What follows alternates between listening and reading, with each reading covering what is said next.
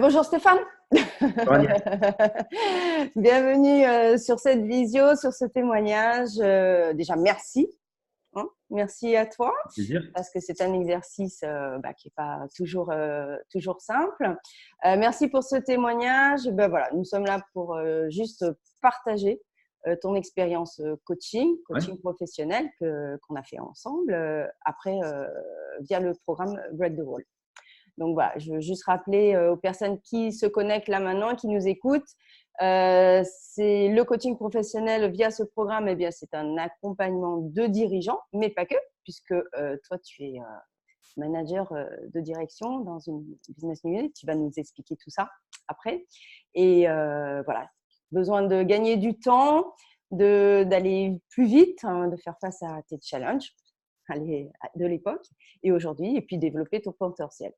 Mais bon, je vais te laisser te présenter rapidement. Allez, je te donne la main. Écoute, merci Agnès. Bonjour à ceux qui regardent. Donc, moi, je m'appelle Stéphane Monboissé. Je travaille pour une société de services informatiques et j'ai pris récemment la direction d'une business unit qui offre des services de cloud à nos clients. Un challenge très intéressant, mais énormément de challenges, beaucoup de choses à reconstruire, à redévelopper. Donc des situations parfois un petit peu compliquées, gestion du temps, gestion du stress, gestion humaine. Et en gros, le message global, c'est le coaching qu'on a pu faire ensemble m'a bien préparé à ce genre de challenge et m'a aidé à beaucoup mieux gérer mes priorités, mon temps et ma façon de me préparer et d'appréhender certains challenges qui peuvent arriver, surtout autour du stress et de la communication avec les autres. Super. Alors, Voilà. juste un petit feedback. On a démarré ensemble au début de l'année. Ouais. Ok, donc là, ça fait quelques mois que le coaching est terminé. Donc, faire cette vidéo là maintenant, après 6 mois, donc on a terminé en juin, on est en septembre. Donc, voilà. Tu peux nous dire juste dans quelle situation tu étais avant de démarrer ce coaching? Ouais. Et moi, j'étais en transition professionnelle. Je sortais d'une start-up dans laquelle on avait pris la décision, comme on arrivait à court de financement, de se restructurer. Et donc, j'avais pris la décision avec les dirigeants de sortir pour leur laisser la possibilité de continuer. Et puis, j'avais besoin de passer à autre chose. Et j'ai dans une situation où je me suis dit, bon, je vais faire le point. J'ai 20 ans de carrière. Je pense que sur 20 ans de carrière, il y a beaucoup de choses positives qui se créent et puis il y a des petites choses qui s'accrochent au cours de la carrière, qui viennent petit à petit, pas polluer la vie, mais qui changent un petit peu la façon dont on appréhende certains challenges, dont on communique avec les autres.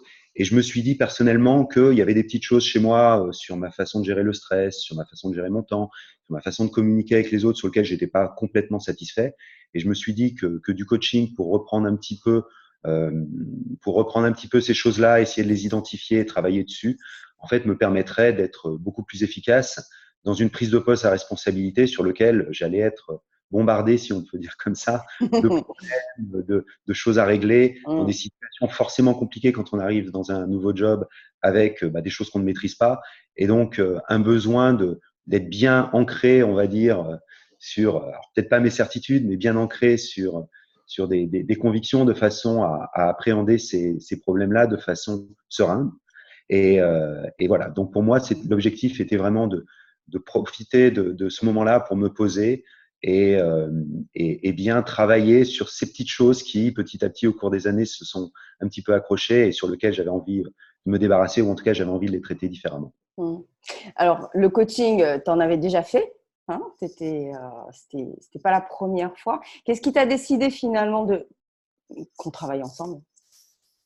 Ah ben, alors, moi, je suis parti d'un principe, c'est que pour que le coaching marche, il fallait qu'il y ait un feeling.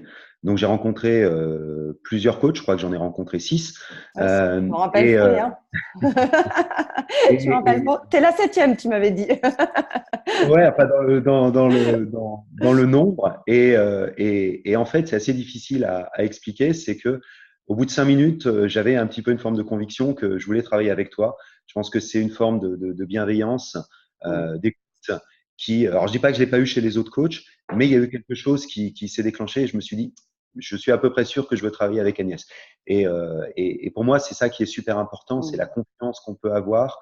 Je pense que le coaching, c'est partager beaucoup de choses intérieurement de façon à les faire ressortir et de façon à pouvoir travailler dessus. Et si on n'est pas en confiance, ben, pour moi, ça peut pas fonctionner.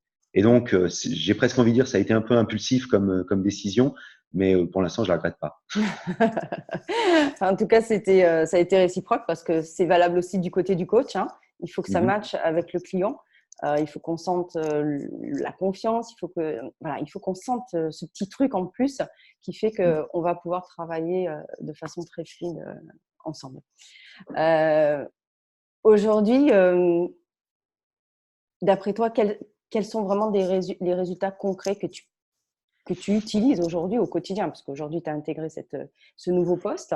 Ouais. Quels sont les bénéfices de ce coaching aujourd'hui, presque au mois de septembre, 9 mois après? Bah, écoute, pour moi, les bénéfices sont assez flagrants. Une capacité à gérer le stress que je n'avais pas avant. Face à des situations, on va dire, stressantes dans lesquelles on n'a pas forcément toutes les réponses. Je sais qu'avant, je vais pas dire je me serais un petit peu mis en mode panique, mais j'aurais eu beaucoup de mal à mettre les choses de côté et à avancer. Et en fait, j'ai vraiment une grande résilience, on va dire, par rapport au stress, par rapport aux situations, surtout dans un nouveau poste où on est bombardé et on n'a pas toutes les réponses. La capacité, c'est normal. Ça, je le mets de côté, on va le traiter, c'est pas un problème, avançons sur le reste, est assez impressionnante. Les personnes de mon entourage m'ont dit, on te reconnaît pas, t'es transformé. Quand tu nous racontes voilà, les situations parfois compliquées dans lesquelles tu te retrouves, et quand on voit le zen dont tu fais preuve, avant, tu n'aurais pas géré les choses comme ça. Donc pour moi, c'est vraiment un des meilleurs témoignages de l'efficacité. Et cette efficacité, quotidien. intéressant, c'est que en sortant des 11 séances de coaching, je me souviens qu'on a eu cette discussion et tu m'avais dit alors tu te sens où dans tous les objectifs qu'on s'est fixés. Et il y en avait beaucoup sur lesquels je me dis je sais pas, j'ai pas été mis en situation. Là, ça fait 4 mois qu'on a terminé, j'ai été mis en situation et ouais, je suis bien, je suis serein et vraiment confiant sur beaucoup de choses et ça me permet d'être beaucoup plus efficace aussi dans la façon dont je travaille et mon relationnel avec mes équipes, par exemple. Ouais, c'est clair. C'est vrai que le coaching, c'est quelque chose qu'on acquiert au fur et à mesure du temps, qu'on met en pratique. Et une fois que c'est ancré, c'est l'objectif du coaching, c'est ancrer des nouvelles habitudes. Après, on les met en pratique et c'est là toute la révélation du bénéfice du coaching, c'est clair. Je te remercie pour ce témoignage.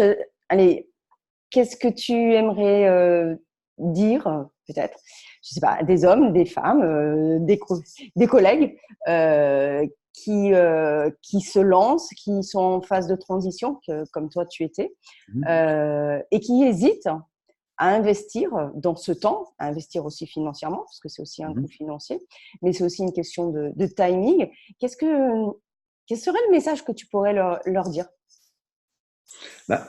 J'ai envie de dire, si vous êtes confiant dans toutes vos certitudes d'une certaine façon, le coaching, c'est déjà quelque chose qui demande quand même une ouverture sur soi et une forme de remise en question.